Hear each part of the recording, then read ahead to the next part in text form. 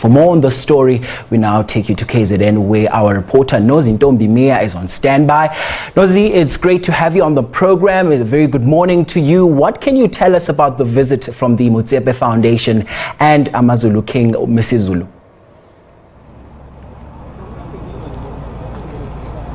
Thank you so much, Mxolisi. Definitely sobering scenes here in KwaZulu-Natal. Where we're standing right now is in Marion Hill, one of the areas that's been hardest hit. And we're standing almost at the top of the ridge, and I'm going to ask my camera colleague Kwazi Manzi to sort of give you an aerial pan shot of what we're seeing on the ground right now. This is one of the places that has been the most devastated. And as we got here, we were receiving word from community members that they are still looking for the body of one child who was swept away in the floods, and that early in the morning they discovered the body of one person.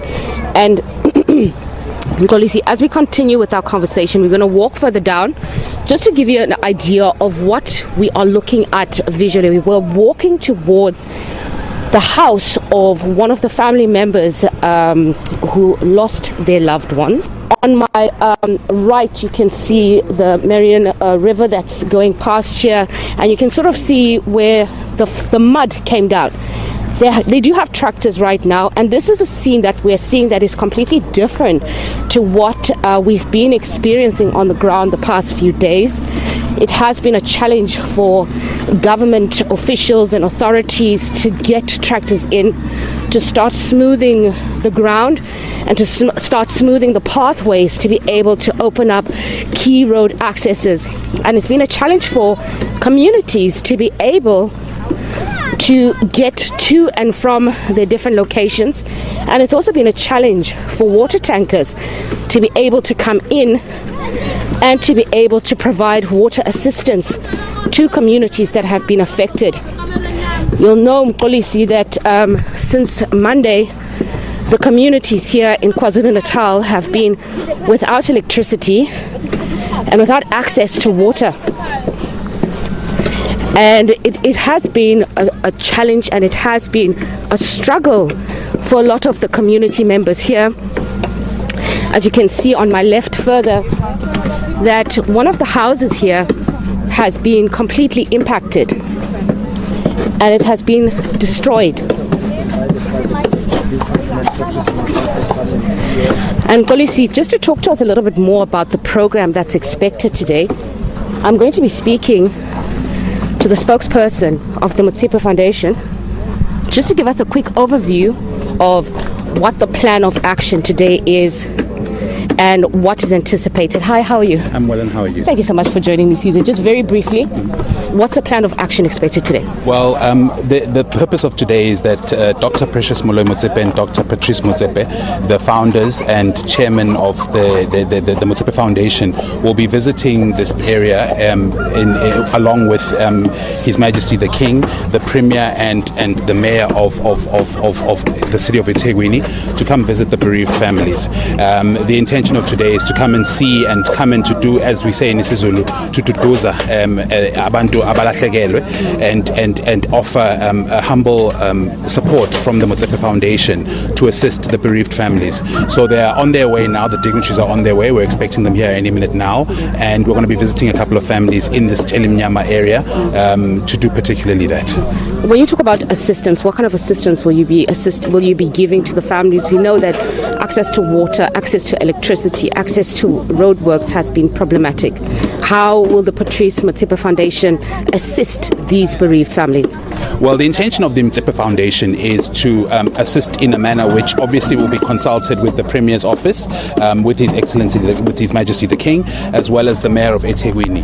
The primary focus will be to ensure that those families that are bereaved are able to do what they need to do.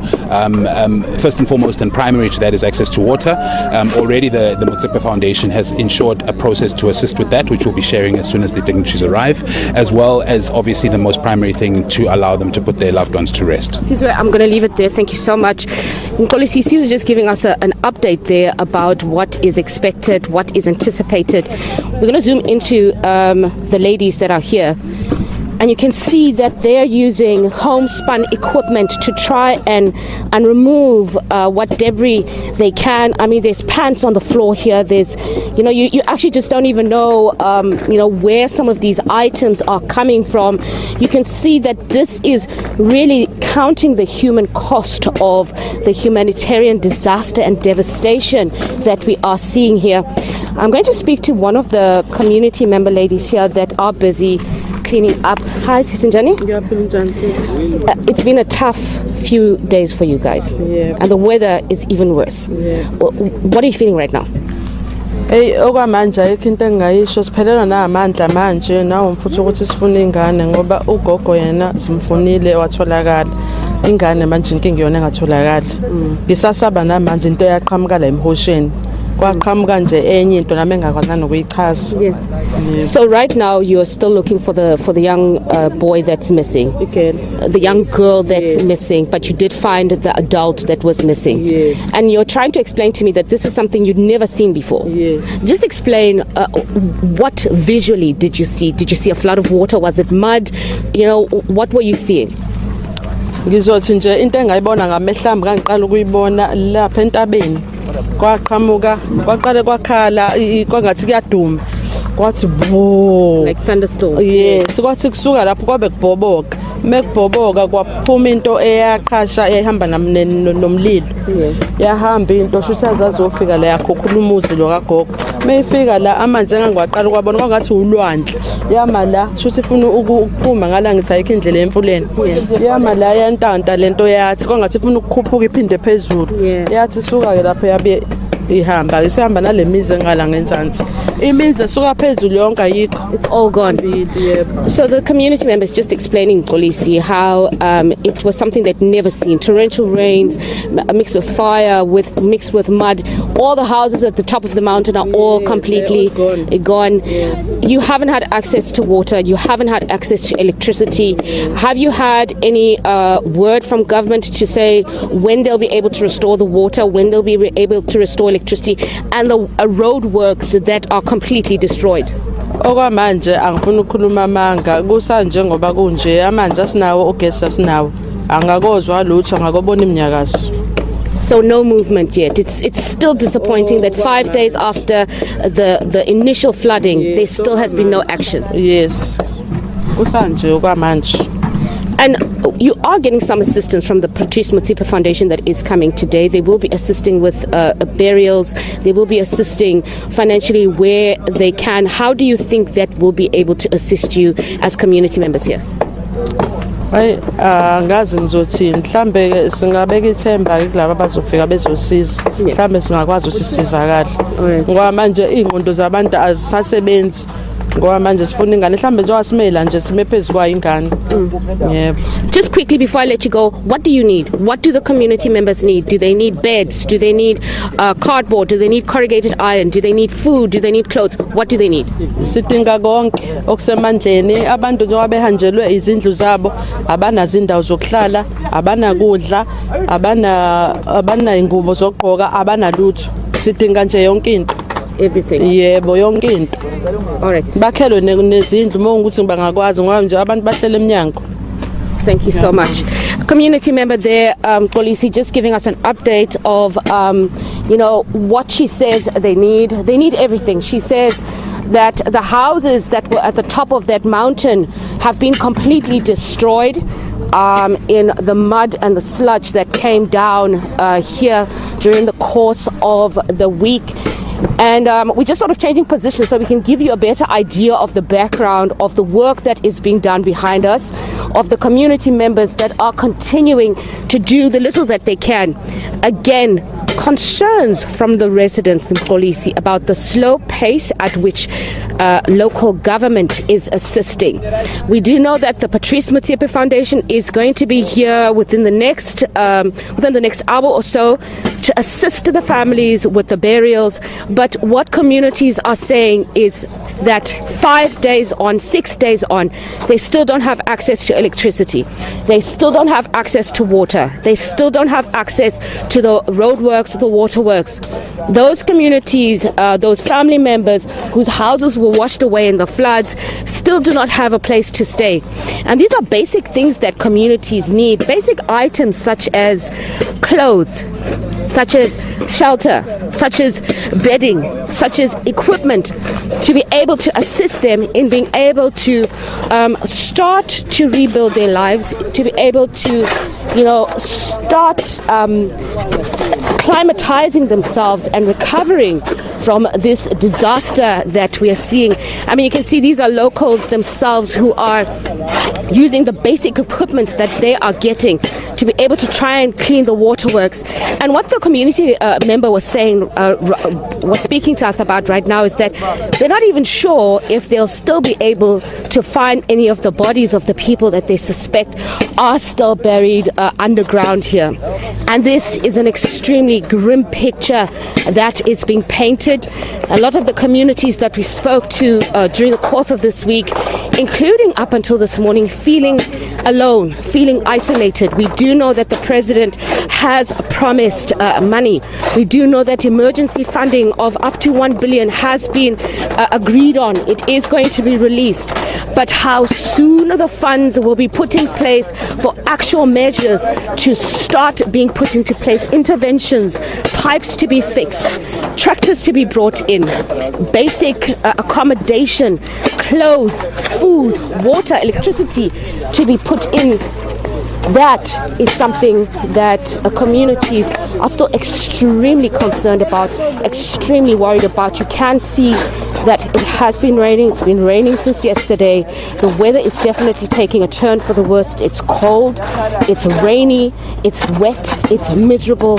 It's compounding on an already tense and heightened situation for these residents here in KwaZulu-Natal, specifically in Marion Hill, where we are right now. Mxolisi.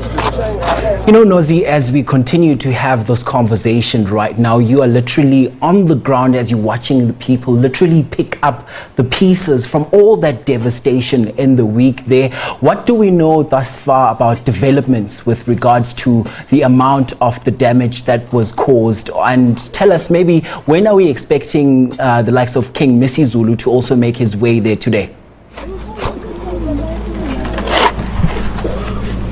All right, so Mxolisi, that is such an important question. We do know that yesterday an intergovernmental task team made up of the Minister of Transport, the Minister of Housing, the Minister of Water and Sanitation, as well as the Premier and other high-ranking provincial government delegates did a flyabout and a walkabout to affected communities. They have a technical task force that has spent the week collating the figures of how much the cost of the damages has been.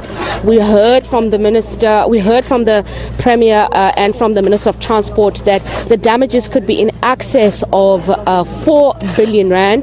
But we do know from what the President said yesterday that there is 1 billion rand of emergency relief funds that has been allocated, that is available immediately. And it's not just the immediate disaster relief allocation that the President spoke about. He spoke about medium term and long term. But the question is not so much about the funding being available. The question is about the action being put on the ground. The task teams have spent the entire day yesterday going from different communities, collating and assessing the situation. Now is the time for action. And what we're seeing here with the community members digging up for their own shows the resilience of the human spirit of the community members here in Marion Hill. They are not going to wait for government to come in and come at the time that they want. They are saying they're going to do what they can do right now, and government will meet them on the way. Again, an indictment, a disappointment at the slow pace at which provincial government is reacting to the issues that the communities have. What we should be seeing is municipal workers, we should be seeing tractors, we should be seeing government delegations having removed the rubble. It's 6 days since the initial flooding.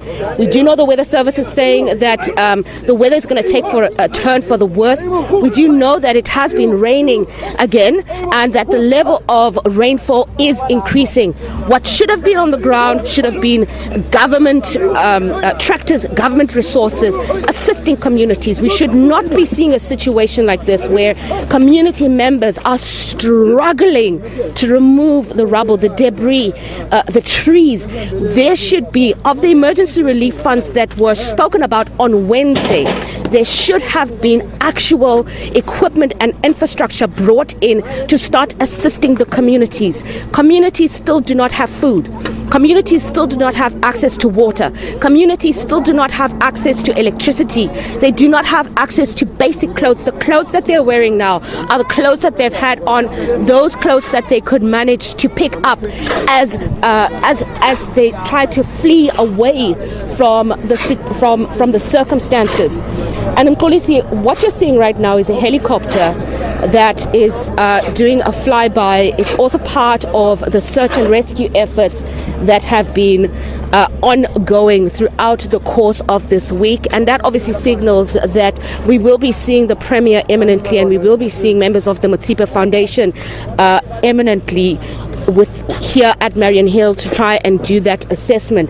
But again, the concern of the community, 6 days on, it simply is not enough that government has not given communities like this adequate resources, adequate infrastructure to be able to just clean up the basic roads, to be able to retrieve the bodies of their loved ones.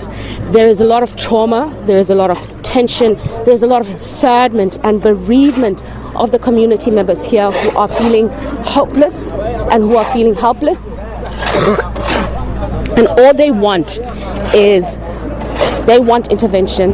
They want to see actual action on the ground by government, by provincial government, by national government.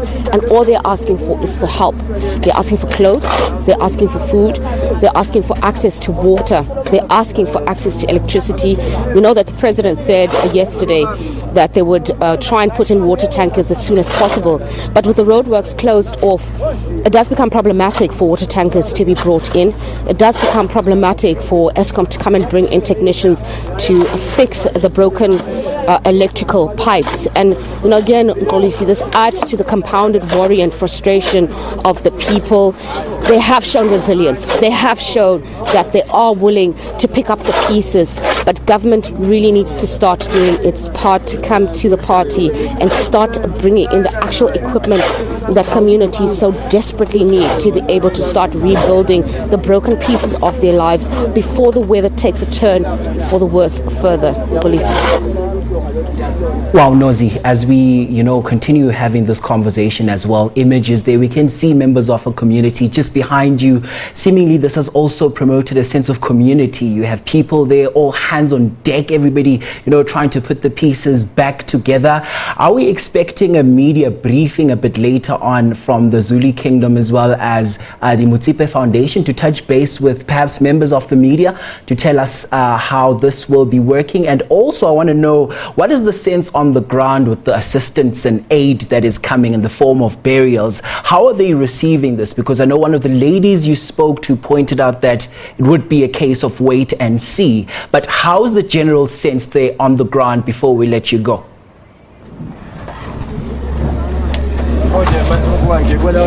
Definitely, Mxolisi, we are getting a sense that the Premier, as well as the King, as well as the Patrice Motsepe Foundation will be making their way down here.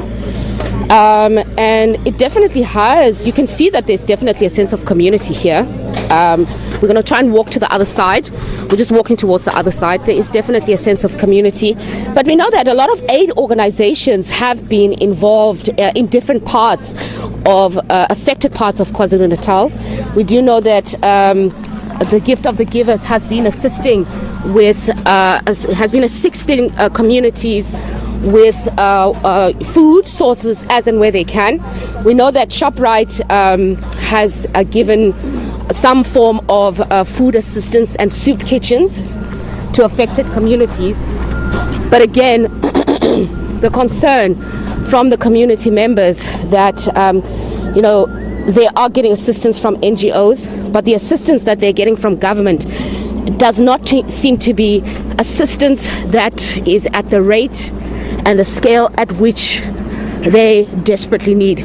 So where we are now, Mxolisi, I just want you to really get a sense of the sheer magnitude of destruction.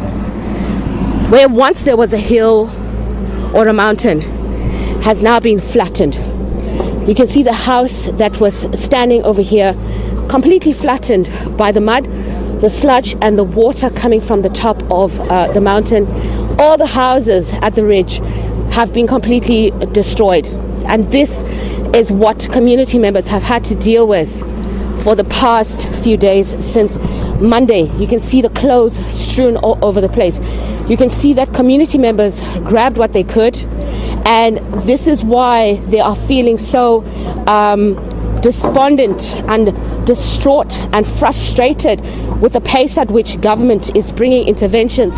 You can see the sheer sadness and hardship on their faces, in their eyes. You can see that they're feeling alone. You can see that they are feeling abandoned. They feel like there is not much that has been done for them. They are the ones that have had to do what they can. This is something that they have not seen in recent memory. They are aware that it is contributed as a result of climate change, but they're saying we understand that it is nature. We understand that broader interventions need to be taken place. But right now, at the coal face of it, what they're looking for immediate assistance, immediate interventions. And NGOs can only do what they can. Government has the capacity and it has the finance to be able to actually bring in clothing assistance, food assistance, infrastructure assistance to the communities here that have been affected. And this is what they're saying. They're saying we need government to come here, we need government to take point, we need government to come and give us facilities and resources as soon as possible, to start giving them a fighting chance to be able to do recoveries. And it's not just sufficient, Mxolisi, for NGOs to be here, to be giving communities food sources, to be giving communities clothing. Government really needs to step up and really come to the helm of the head of this human tragedy, Mxolisi. It's a tragedy indeed, Nozintombi, and we have to thank you ever so much for your courageous reporting. And I'm going to ask you to just stay on the line with us there whilst we look at another story still staying in KZN.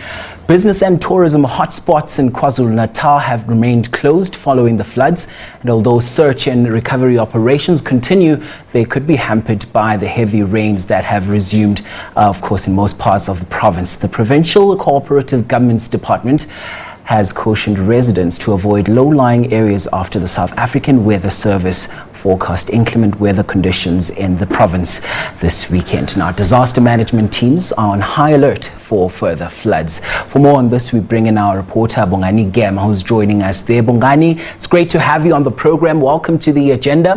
What are the business owners saying this morning?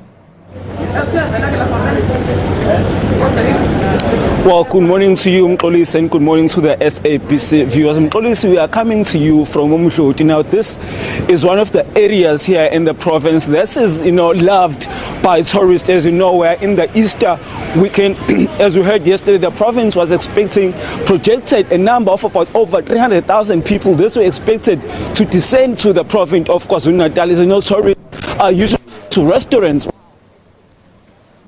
As we come to you now, as you can see behind me, that Sandbar restaurant is currently closed because this area doesn't have running water since the floods that we saw recently. These restaurants that are opened are operating without running water. We did manage to get a manager of the Sandbar phone who told us that they decided to close shop today because their petrol will not be coming in. As you can those heavy machinery are there to continue with the mop-up operation. As you know, that this is one of the roads that was severely damaged by the flood. So access into the area is very hard for people who are coming in. And also coming in, we did pass a water service station that has been completely shattered. There's also big holes that have been opened on the road. So you can see that people who might want to come into the area may face different to close shop. Wow, Bongani. But what is the extent of the damage of some of the businesses? Because I can see there, it looks like there's a whole lot of damage. Mxolisi, just behind me, we were passing, we were getting visuals from those excavators there. We did see some heavy machinery coming out, what looks like a holiday resort or a hotel. You know, it was coming out with sand. So it tells you that maybe sand did go into these business premises and water sometimes. Unfortunately,